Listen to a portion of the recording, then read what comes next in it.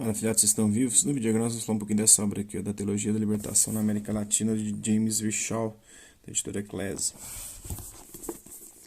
Aqui.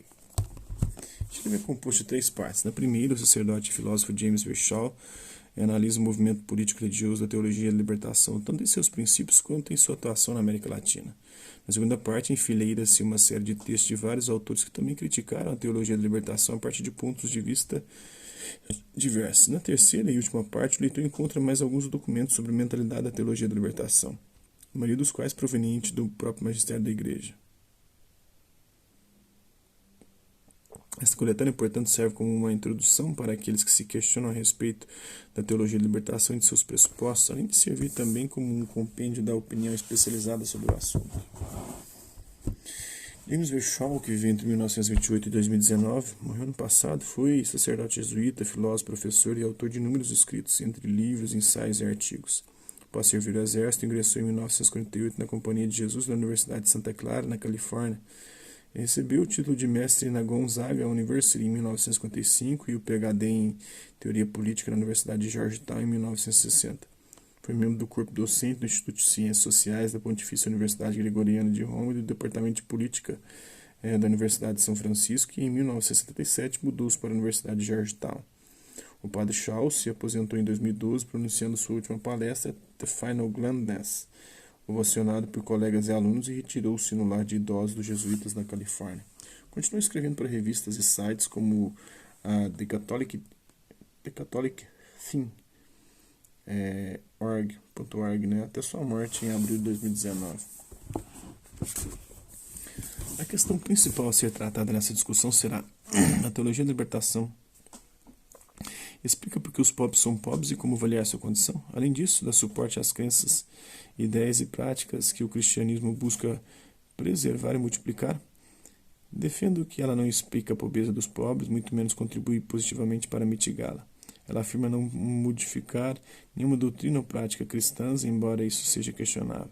De qualquer forma, interpreta o cristianismo de forma tão radical que o transforma numa doutrina mundana, cuja principal inclinação é política econômica, e cuja missão é unir política e religião.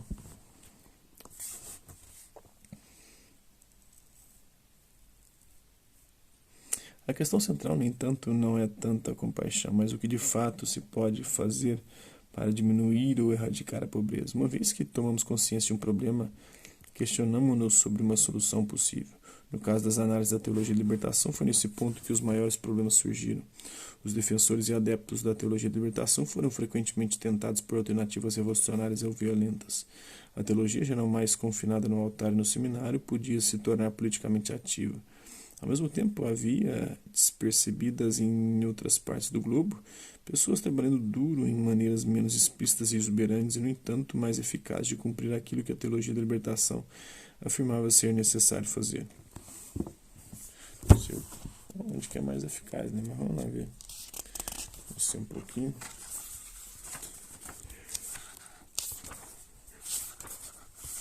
Prefácio à edição brasileira de Teologia da Libertação. Vamos lá. A versão original em inglês de Teologia da Libertação foi publicada em 1972 e continha 2 partes. Primeiro, uma discussão a respeito das temáticas políticas e fundamentos que foram propostos naquela época como soluções para questões teológicas e políticas prementes sobre a dignidade e o bem-estar humanos. Essas questões diziam respeito à pobreza, à opressão, à exploração e injustiça que existiam principalmente nas regiões do mundo chamadas, naquela época em geral, de subdesenvolvidas. Terceiro mundo, né? Na época da Guerra Fria, terceiro mundismo.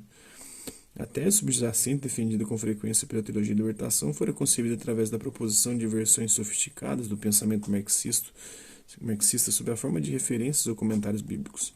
Dizia-se que os problemas do terceiro mundo, os mais pobres do grupo, eram por vezes chamados de quarto mundo, não eram causados primordialmente por indivíduos, eram causados por instituições políticas e econômicas daquele que era chamado de o primeiro mundo ou o mundo mais próspero.